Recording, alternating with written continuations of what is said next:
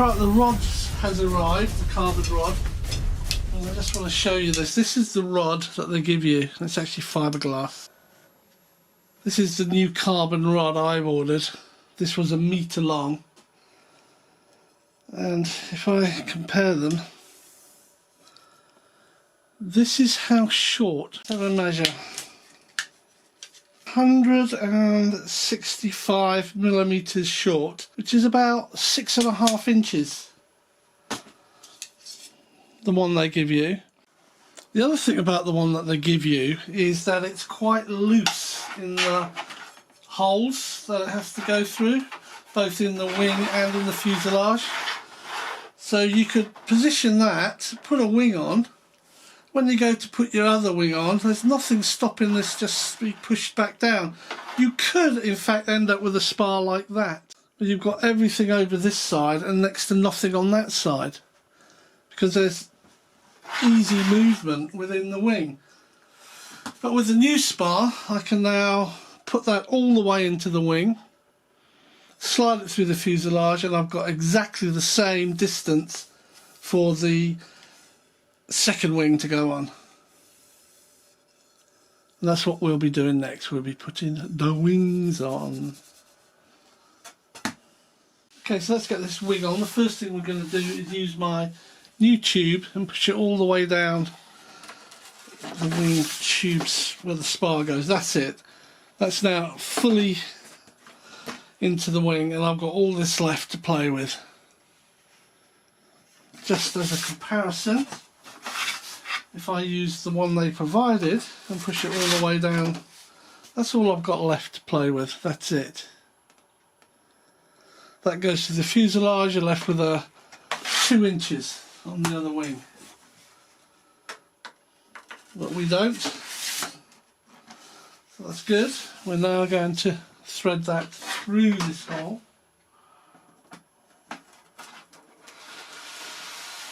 We don't have to worry about it because we know it's not going to slip from the other side. This up here, we can plug these in if we want to. We can do that now. I've glued them in. It's 1, 2. Let's see if we can get one in there. That one goes in really nice, really easy. The second one isn't as easy because the undercarriage is in the way. Look, we can get it in there. It goes in like that. Just got to make sure it's a good connection. Excuse my hand being in the way.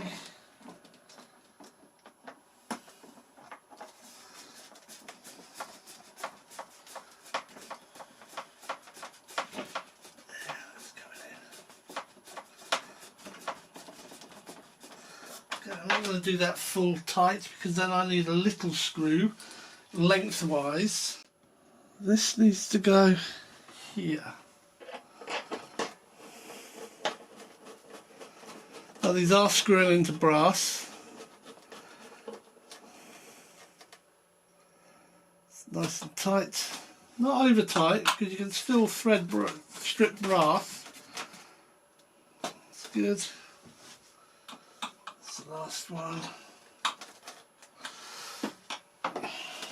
This one isn't particularly brilliant to do because I'm right-handed. I'm getting in the way.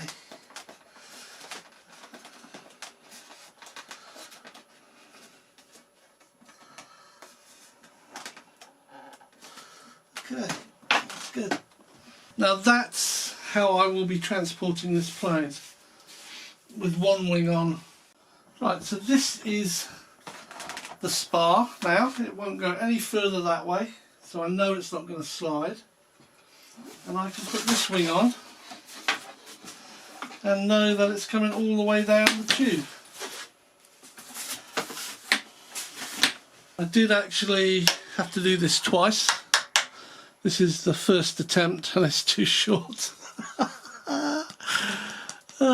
I had a brain freeze and I measured 280mm for the wing, 280mm for the other wing, and 111mm to go through the fuselage.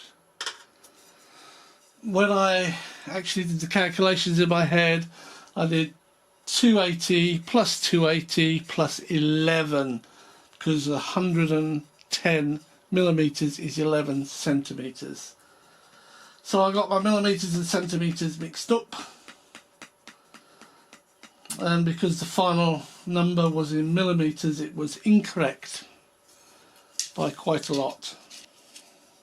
So that's, I don't know what I'll do with that. It might be a spar I can use in something else one day. But it's a carbon rod that I have no use for. Okay, so I'm not going to put the other wing on right now, but I did get a new propeller. I want to try that on here. Now the new propeller central hub, the hole in the centre hub, was a little bit too big for the spindle on here. So I put some fibre tape around the prop adapter to bulk it out a bit. And then I've got this prop, which will go on like that. This will then screw down on it.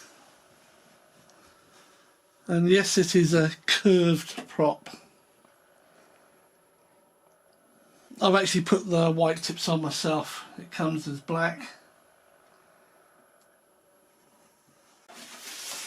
So I do have to flip this upside down, but I thought I would just put the wing on the spar and then I can push it down because I know it's not going to go anywhere. There we go, look at that. That is brilliant. Now I can get those to connect up.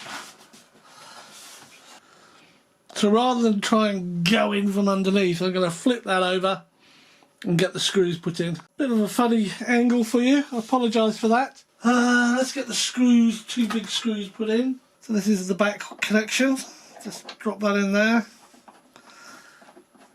Goes in perfectly. Straight into a brass thread. This one's a bit fiddly because of the undercarriages. You can't take the undercarriage off to set it all up. But you can get under there, as you can see. And what I intend to do, this is as long as it will take me to set it up at the field, because I only intend to take the left wing off.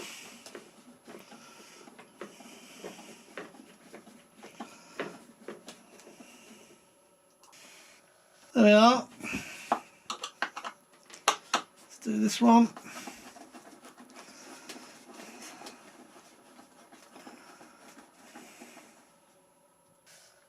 This piece goes in between these leg struts, and as long as when you slide the wing on you get this in the right position, it's no trouble at all.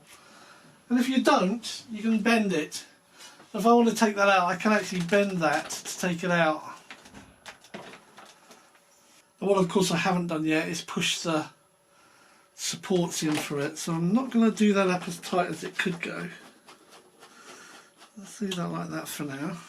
Bring you down here a bit, because these two, this is the one I have to re-glue. Nice snap. Nice snap, that's it. We come back up to here. Let's do this up tight. There. That's the plain build. Right. I don't know, can you see in there? Let's see if you can see in there. Yep, not much to show you really, except I've stuck stabiliser here and the receiver here, and I can push this button. I can put my hand in to push the button, or I can just push it here to do the binding. Now it's rocking a bit there because it's on Velcro. This is on a pad. I've taken away the Velcro from there and I've put this non-slip shelf liner on. And the battery will go right in the front. Centre of gravity happens to be on these spots, but of course it's a high wing plane, so you don't actually measure it from there. You could guess by putting your hands and saying, yeah, well, my finger's about underneath that spot. If I turn this around, lots of turning it around to show you. Right, what I've done here is I've marked the C of G position forward off the leading edge, and I've drawn a line right across there. And what I'll do is I'll put a cocktail peg just after these servo wires, so they're further away enough from the fuselage that I can just feel for them. And I've done the same on the other side. So that line is where the centre of gravity is.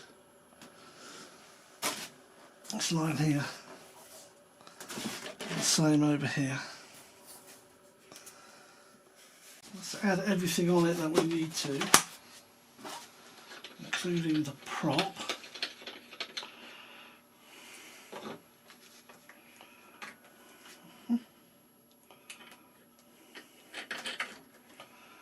Okay, and I think that's it. Now I'm just going to try it for balance.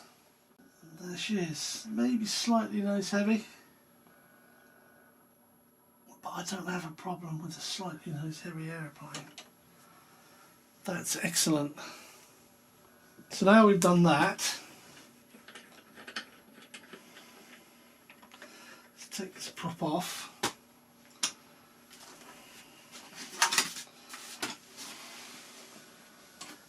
Turn this round and take a peek in there. Let's see if we can't bind it. Soon after. Let's connect the battery.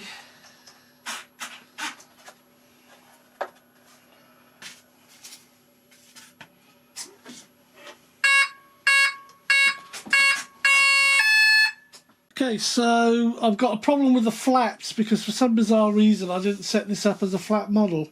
Take off flaps. Landing flaps. Take off flaps. Flaps up. And they just need readjusting because they're not coming up properly. Ailerons. Right aileron, left aileron, that works fine. Mid rates, high rates, No rates set yet. Elevator's the right way and the rudder is the right way. I've also got a mix, so when I apply right aileron I also get a little bit of right rudder. Left aileron I get a little bit of left rudder, just to help bring it around. I can turn that off. Mix off. So there's no rudder now. Throttle cut off. Blip the motor. Throttle cut off. So now I've got no stability at all. So these ailerons and everything will just stay exactly as they are. There we are. AS3X mode. So this is AS3X mode, as I said. So this is just compensation for wind and stuff like that. And they're very quiet servos, but they are definitely moving, and they're all moving in the correct directions, which is excellent. Stabilize mode. This will not allow me to overbank the aircraft, basically.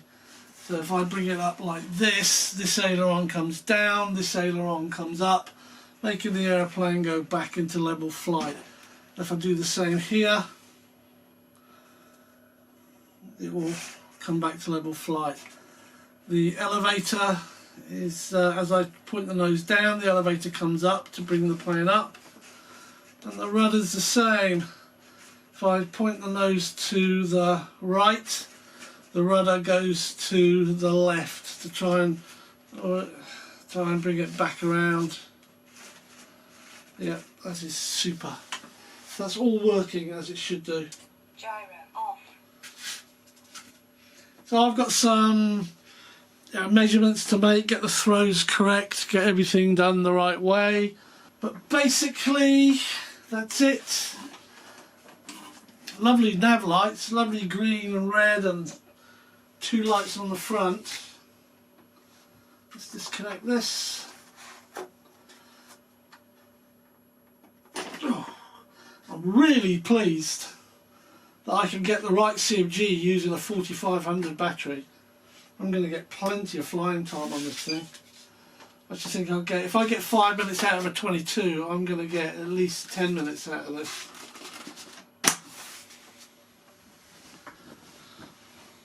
So there we are, the FMS PA-18 Super Cub. Few little issues with it. Got them sorted out, got them corrected. Got my lovely 3-blade props on there. Thanks for watching, stay safe, stay well. I hope to see you on another video. Cheers.